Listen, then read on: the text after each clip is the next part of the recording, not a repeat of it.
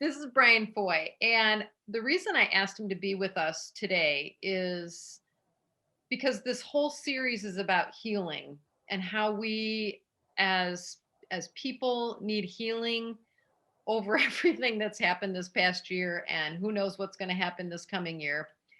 And just as human beings, we all have various things going on in our life at different times. And each week we're talking about a different aspect of healing based on the healing stories of Jesus, because Jesus spent a lot of his ministry healing different people of different things. And today, the story from Matthew 8 is the story of a Roman captain or centurion in some of your translations. I'm using the message translation.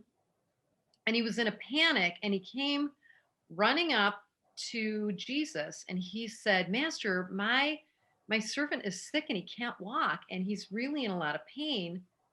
And Jesus said, "Well, I'll come and I'll help him." And he said, "Oh, no, no, no, you don't have to come." He said, "Hey, I give orders. People do what I say. Everything. I take the orders, I give the orders, and all that. And so if I tell someone to go, they go, and it happens. And so just like that, you just say he's healed, and I'm good with it. I don't even need you to come with me." And Jesus was really shocked by this because he's been working with his own people, his own Israelites, and they're not trusting him. And here's this Roman who trusts him before he even has met him, just on the basis of stories I'm sure that he heard, or people's firsthand accounts. And he believes in Jesus so strongly that he knows Jesus can heal his worker just by saying it. And so Jesus says to him, "Okay, you can just believe this, and your servant is all better." And sure enough, by the time he got back, his servant was well. And our theme for this week is about community healing. Last week we talked about personal healing and how sometimes we get healing and sometimes we don't, and how our faith plays into that, and then how we have to take ownership also of the resources that we're given. And I wondered at first, like, what does this story about this Roman leader getting a healing for his worker by bragging about how he can tell people to come and go and do his bidding? And I was kind of wondering about that until it dawned on me that this centurion had resources. He had power. The Romans were in charge in the city. They didn't want upset with the Jewish population, so they tried to let them do their own thing as much as they could. But he could have made anybody do anything by force of who he was. And yet he went to Jesus and he asked for that healing on behalf of the man that worked for him. And that made me realize how much power each one of us has. Each one of us watching this video, each one of us in our own congregation of Edwards Church or the United States or the community, are many of us have been engaged for many months now, learning about the role that white supremacy has played in the building up of our country through the use of slavery. How someone like me has privileges that I just never even was aware of, because the whole system is built around being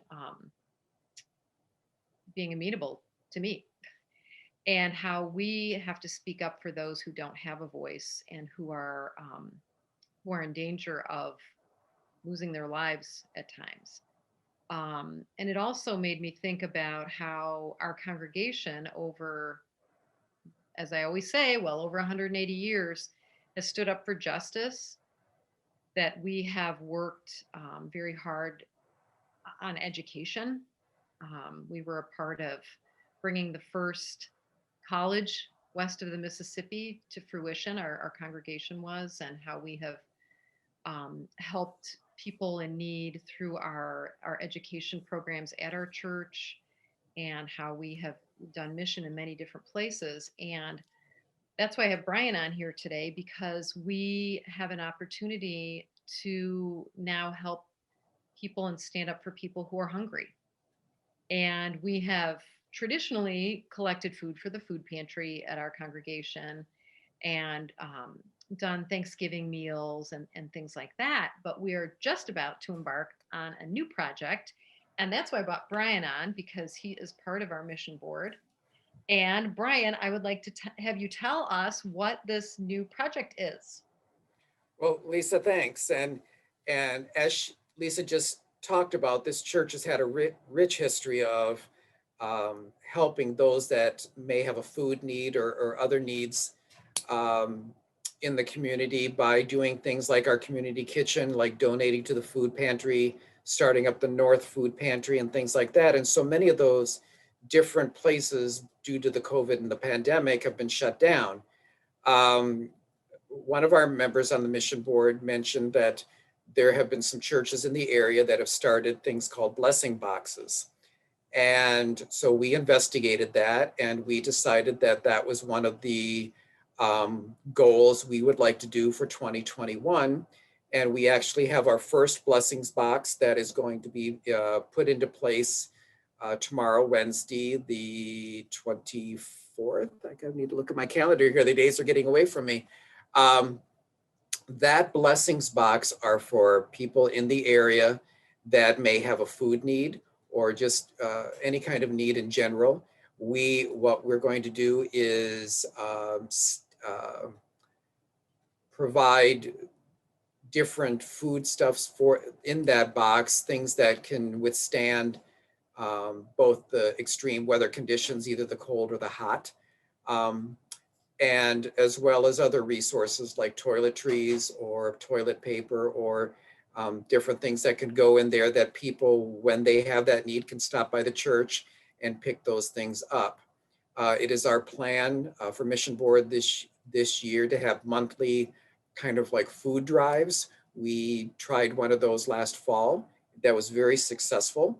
We collected quite a bit of things.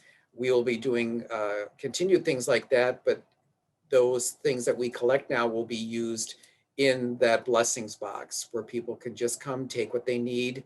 There will also be pamphlets in there that we have come up with for resources both on the Iowa and the Illinois side, that if they have other things such as where they could go for food cards, where they could go for different services for which maybe they don't know the area that well, that they could go to. So it'll be an informational and a resource box as well as the food. It's going to be placed right outside our front doors under the overhang.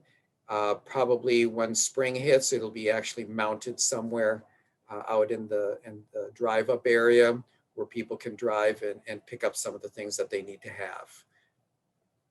Well, I'm very excited about this project. We have a very good placement on Jersey Ridge. We get a lot of traffic coming by us, and I think it will be something that will be a real blessing to the community around us. And they say that, boy, I don't know off the top of my head, but food insecurity is pretty high in the Quad Cities, It is. and we're close to a school, so that's Well, and I'm glad you mentioned the school because it kind of ties into that mission with Eisenhower that we've already started. Now we're just kind of enhancing that a little bit to the families. Um, mm, um, as we move forward with some of the different things, it's our goal, if that this is successful, that we may actually start different blessing boxes around the community, that this won't be the only one, but at least to be the start to see how successful this is. We are going to be placing a banner out in the street because our church kind of does stand away from the street a little bit. So we'll be getting a banner so that people know uh, that this is available up at the church. But we're going to also ask you as members of Edwards to not only just help us man that, but to also get the word out that it's available. If you know of people that would benefit from the resources that are available, let them know that they can come over to the church and get that. yeah. Thank you so much, Brian. Uh, Well, I also would like to thank a couple people. Kathy Miller was the one that came up with the idea. Carrie Annabelle was the one that furnished the original box for us. It was actually a bookshelf that we've converted.